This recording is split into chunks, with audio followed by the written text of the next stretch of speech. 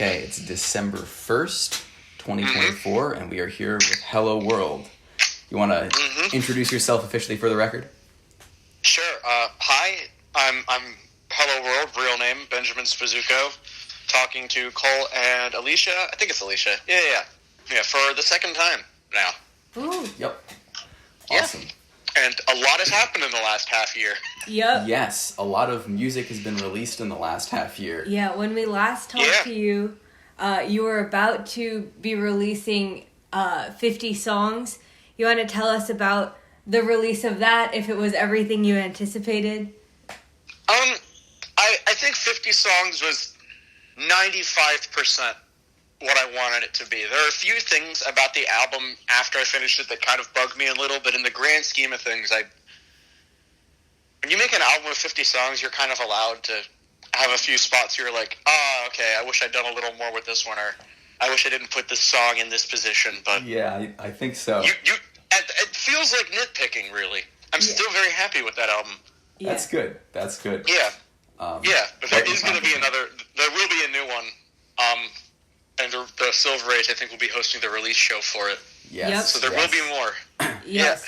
Yeah. Do you want to tell us about the upcoming album? We've looked at the singles that are on it. Yeah.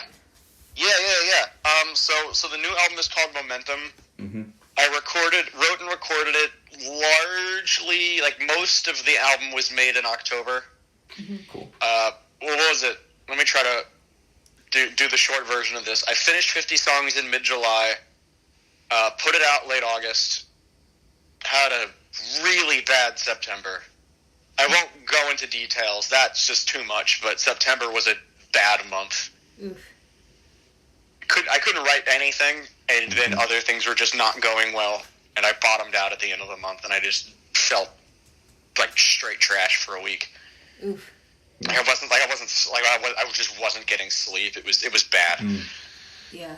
Yeah. So Momentum isn't necessarily because I feel like with some bands, the idea is you make an album and then the goal for the next one is to sort of make something better. Mm-hmm. When you make as much music as I do, the goal isn't to try to one-up it, it's to try to offer something different. Yeah. And after making an album full of 50 really short songs, it's incredibly easy to know what to do next, which is to just not do that. Yeah. Yeah, there's still a few short songs on Momentum, but it is also bookended by 2 8-minute tracks. Yeah.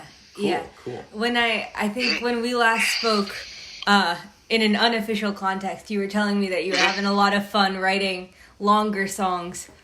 Yes. Yeah. I'm looking forward to hear those once they're out. We've only got tracks 2, 3, and what is that, 9? And 9, yes. Released so far. Yeah. And I've done, so I've played those. I've played, I think, 3 others live. But that's still only half the album. One of my favorites hasn't been played live. Ooh. Which one? Head of Magna. That is one of my favorites on the album. Cool. Very excited. But it's not in standard tuning. It's in a wild tuning, so it's not, you can write this down as if you want. Little extra tunings that I use. I like D, A, D, F sharp, B, C sharp. Interesting. Someone told me once that the band Ovlov uses that tuning sometimes. Ovlov are great. I did not know they used that tuning when I came up with it. I don't think I knew who they were when I came up with it. Huh. Nice. Yeah. So at the show on the 14th, are you gonna play the album straight through, or are you gonna hit shuffle? I know you have a full band, so.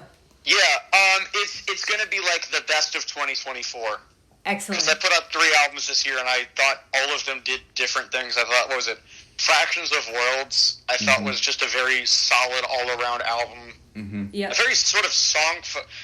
I remember that was an album that came about where I was at a point where the songs actually largely had lyrics before I went and recorded them, which is rare. I don't normally have that. So the songs were more almost song-formed. Interesting. Whereas most albums I tend to write the music in a little bit more of an abstract context, and then it sort of has to become a song. Yeah. I mean, I read it as a song. Like, the stuff on 50 Songs wasn't, culled from 8-hour jams or anything, but, normally it's writing words to music. Yeah. Which Momentum is definitely more like that. Yeah. I know you're known for telling people to start with whatever album cover looks the most interesting. So do you want to tell us a little bit about the album cover for Momentum and for your other releases in 2024? Yes. So Momentum is actually a really cool cover to talk about because for the first time in a very long time, the cover is not entirely my work. I mean, I guess mostly they're not my work because it's collaged from like other materials, but there's a drawing in the middle that was done by my buddy Vince Williams, who's an art teacher in Dayton, Ohio. Awesome. Cool.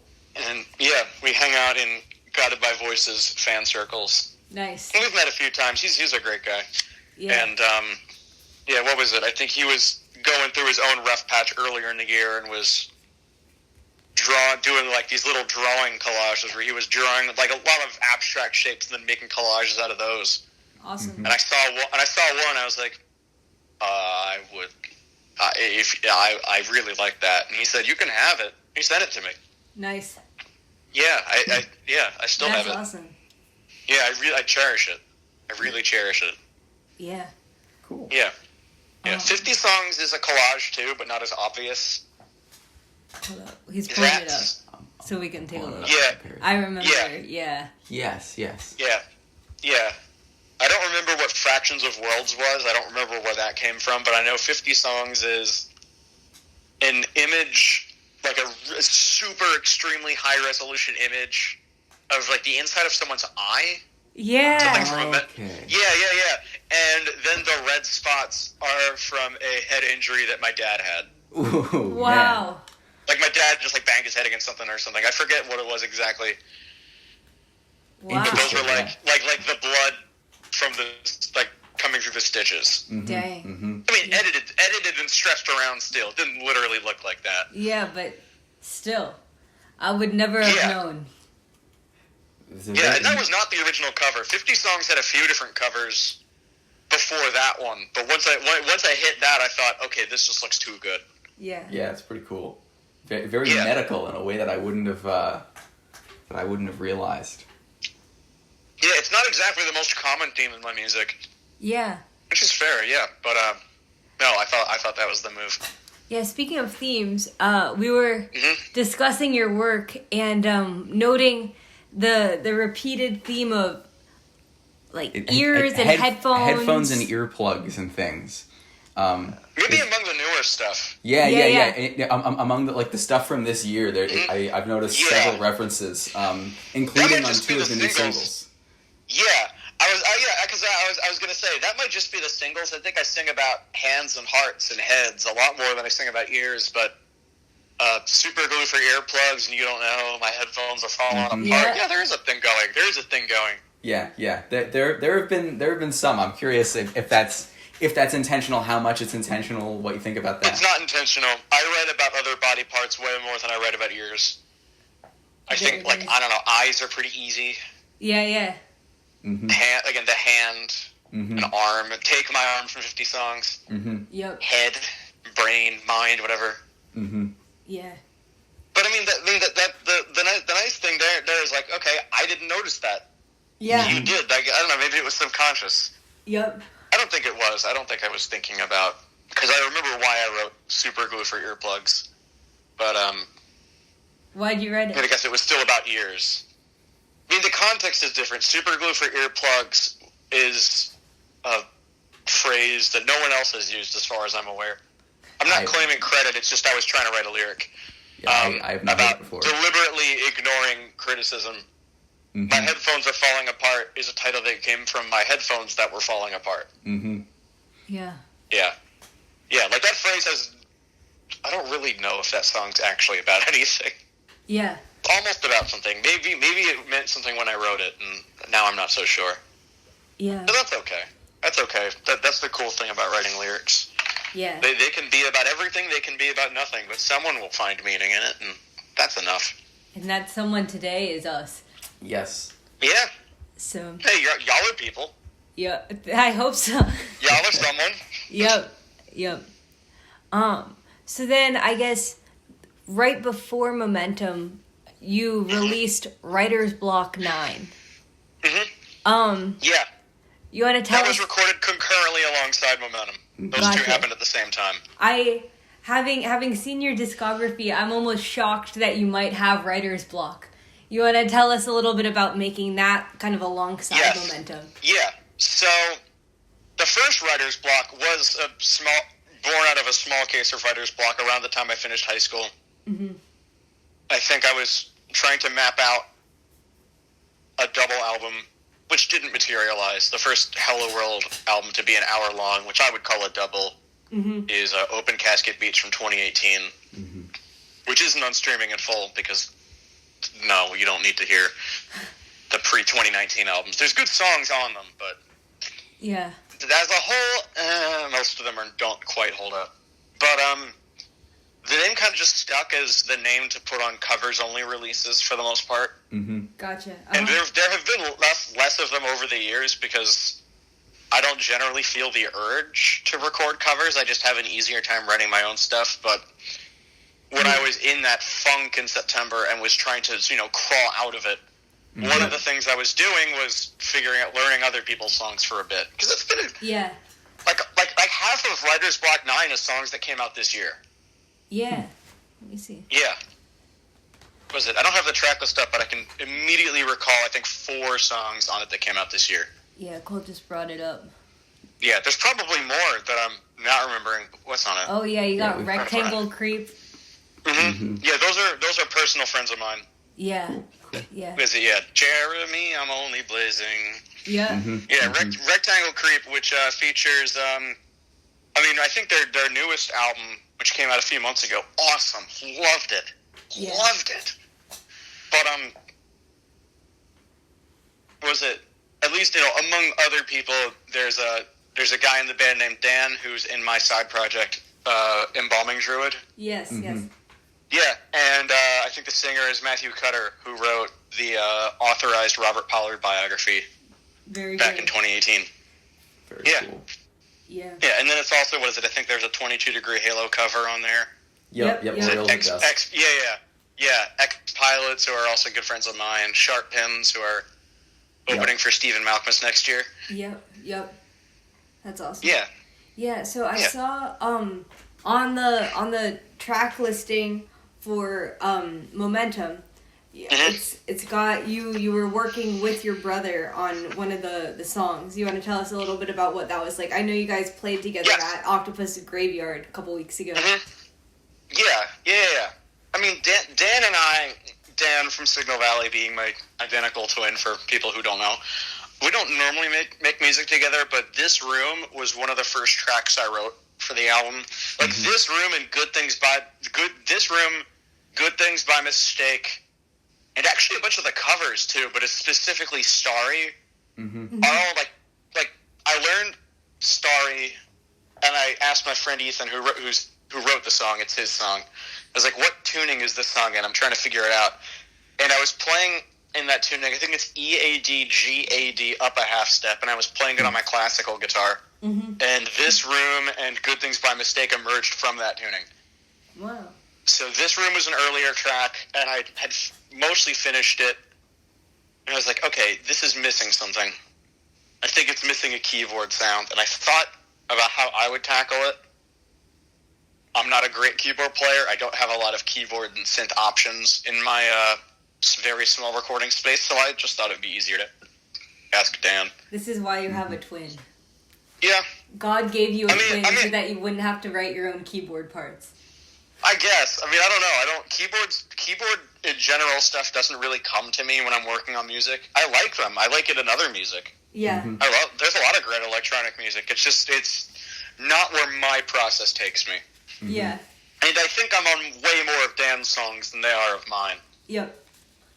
That could change still. For the longest time, I was pretty averse to Dan playing drums live with Hello World, and I think, there were a few shows I think they played, or maybe they weren't as rehearsed as I had liked, but the show I did with Dan a few weeks ago I thought went really well. Yeah. Cool. So I don't know that I'll be joining Signal Valley anytime soon, but I think I won't say more, but expect some more Ben and Dan making music together in 2025. We're very excited to hear that. Yeah, there is something in the works, but it's very not done.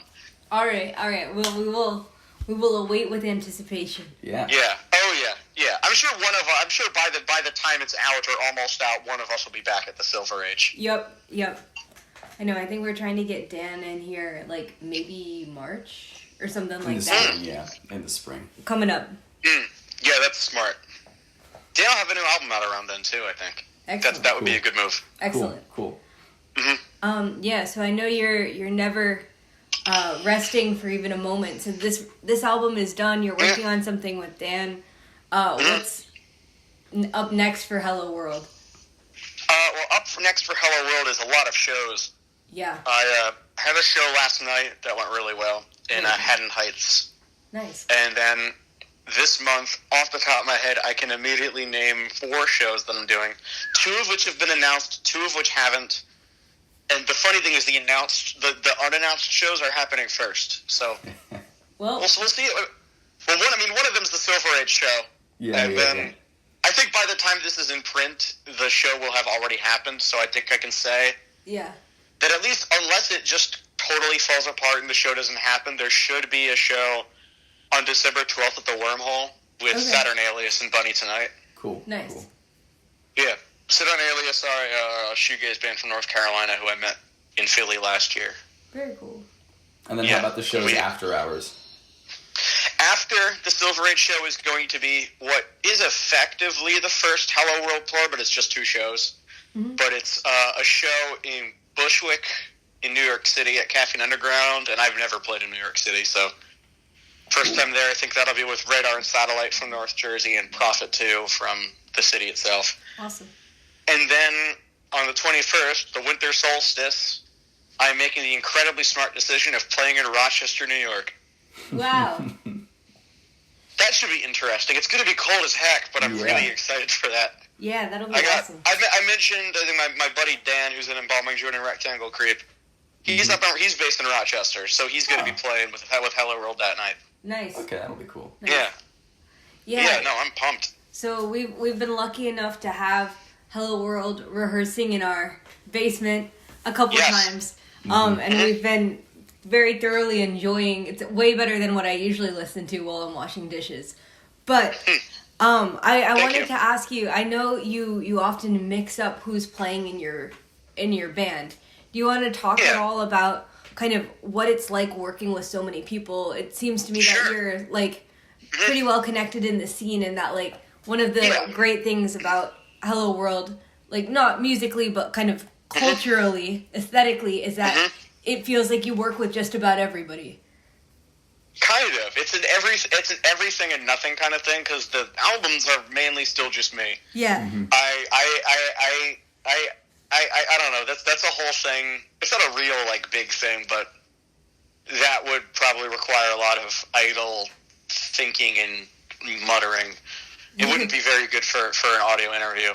But at least for shows, what was it? For a while, like 2022, 2023, there was a set Hello World lineup that stayed together for a year, and for half a year, like, was it December? It might have actually been December 1st, 2022, so 2 years ago today, until, I guess, July 2023, Hello World was officially a 4-piece band and not a solo act. Wow. And then it fell apart very quickly, and my relationship with the other 3 people are now all very different. I see. Both just in how I relate to them now and how I relate to them compared to before we were bandmates. Yeah. Which is a whole other thing. But what the main lesson I learned after that, well, I learned 2 main lessons, which was one, figure out how to do it solo because it's just easier to manage that way. And then 2, after doing that for a year and realizing I wanted to play with people again, is I didn't want to try to keep one lineup. I thought it would just be smoother to just ask people, hey, can you do these shows? Yeah. Because I'm not trying to get out and do like 10 shows in a month or anything. I'm not doing any real tours, so I don't really need like one group of people who always has to be here. We're always doing this every week. It's like I don't always have shows lined up. So Yeah. and other people are busy. Lots of people are busy. So Yeah. yeah. Cool. Although I do really like playing with Mike as a drummer. Oh yeah. Genuinely, Mike's a lot of fun to play with. That's cool. That is a Michael Obel shout out. Michael Wall. Yeah. Oh, Mike rules. Mike's great. Yeah. Let's see. And I'd play drums for him if he ever wanted. Yeah. Well, I totally would. honestly, maybe Michael Obel should get a band. The should. Michael Obel solo music band. Yeah. There- Well, there's- he played a short set in my backyard at the Octopus's Graveyard 2 months ago, and I loved his set. Yeah. Are you involved with running that at all, or is that just your I'm in it. I'm in it right now. You're in the Octopus's Graveyard? It's the house I grew up in. Yes. Yes, that's right. It's my parents' house. Dan lives here. Of course. Yeah. Okay. Yeah, I'm involved. I think it's become, I think, mainly Dan's operation. And they're always getting on me to be more involved, and I should be. It's so far though from Fishtown. It's not bad. By car, it's only about half an hour. I can't drive, though, so I bus between the two. But I'm never really, like, if I'm coming home for, like, at least 3 calendar. Like, I'll come back Friday and go back Sunday. Yeah. At the minimum. Because I'm not, like, necessarily back all the time. Yeah. It feels like it now, though, because I'm going back to Philly tomorrow and then coming right back Friday for the next Graveyard show. Yeah. Yeah, Hello Road isn't playing, but there's another Philly band who is, and I think I'm playing bass with them. Nice. Is that the one with Ed Weirdo and the Elephants, Orson Helles? Yes. Yes. That's gonna be a good show. Yeah. Oh, totally. I'm pumped. Absolutely pumped for that. Excellent. Yeah. Other updates that you would like to share with for the interview? Let me think. Okay. Well, Hello World's 2025 is not set in stone really at all. I think there's one show that I'm definitely doing, I think in March. But that's a while out, so I'm not even going to say where it is. Fair. But my main goal for next year is to get out more. I mean, my main goal is to be employed again and have more income so that I can, like, I don't know, go on a weekend or... Yeah. I don't know, the one idea that I've been having, that has been in my head for at least a year, has been to do a North Carolina weekender. That'd be awesome. Because, I don't know why, but I know a lot of people from different parts of North Carolina. Like, I think I know more people from North Carolina than most other states. Wow. Yeah, I don't know why. I mean, they're like, North Carolina has several, like, big college towns. Merge Records is from there. Yeah. So it's not like North Carolina is devoid of music. It's just interesting because most of these people don't know each other. Yeah. Huh. Yeah. Interesting. Yeah, that'd be nice. Chicago, I want to play in Chicago. Pittsburgh. Yeah. Providence. Hello World touring and a city near you. Perhaps. I don't think it would be one big tour. I would try to break it up. Yeah. Yeah. Come back, regroup. But I think realistically that there will be more. I think there will just be more shows next year because there were more shows this year. So, you know, I don't know. I think people like to book bands more than loud solo acts. So. Perhaps. Even just a duo setup with guitar and drums would make things pretty easy. Yeah. Mm-hmm.